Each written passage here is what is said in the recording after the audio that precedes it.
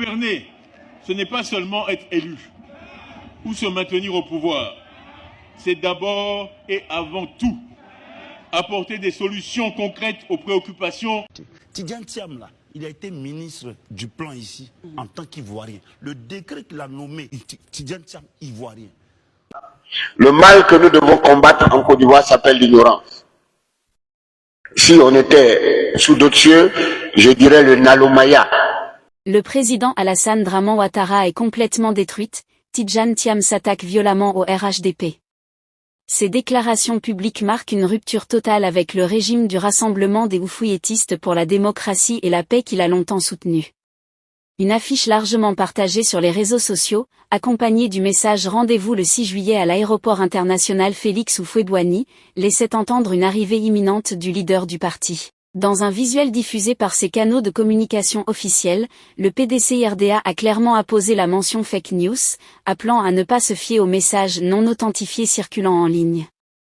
Tidjane Thiam a quitté la Côte d'Ivoire le 9 avril 2025 pour la France.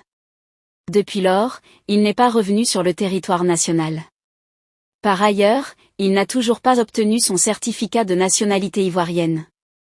Le présidentiel 2025, le Conseil constitutionnel saisi contre Alassane Ouattara pour double nationalité présumée. Ousmane Camara a déposé une requête devant le Conseil constitutionnel pour contester la nationalité ivoirienne d'Alassane Draman Ouattara.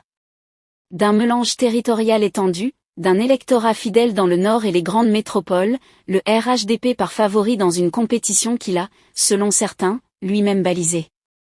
Le parti se présente comme le garant de la stabilité. Le général Mamadou Doumbouya a vanté mardi 17 juin 2025 à Abidjan en Côte d'Ivoire la stabilité politique comme pierre angulaire du développement, à 6 mois d'une présidentielle attendue dans son pays. Pour sa première visite en Côte d'Ivoire, à une candidature du général Doumbouya, malgré sa promesse initiale de ne pas se présenter à une future présidentielle. Depuis plusieurs mois, la Guinée traverse une étape cruciale de son histoire. Ces éléments travaillent ensemble pour garantir un système politique juste, équitable et responsable. Et depuis l'arrivée du président de la République, Alassane Draman Ouattara, au pouvoir en avril 2011, la démocratie s'enracine en Côte d'Ivoire. Si tu as aimé la vidéo, n'oublie pas de liker, de t'abonner et d'activer la cloche de notification, car sur cette chaîne, je t'informe de toutes les histoires, des actualités, des faits divers qui se déroulent un peu partout. Rejoins-nous en t'abonnant et à très bientôt pour une nouvelle vidéo. Votre soutien est essentiel et nous vous en sommes très reconnaissants car ceci permet à la chaîne de grandir encore plus. Ciao.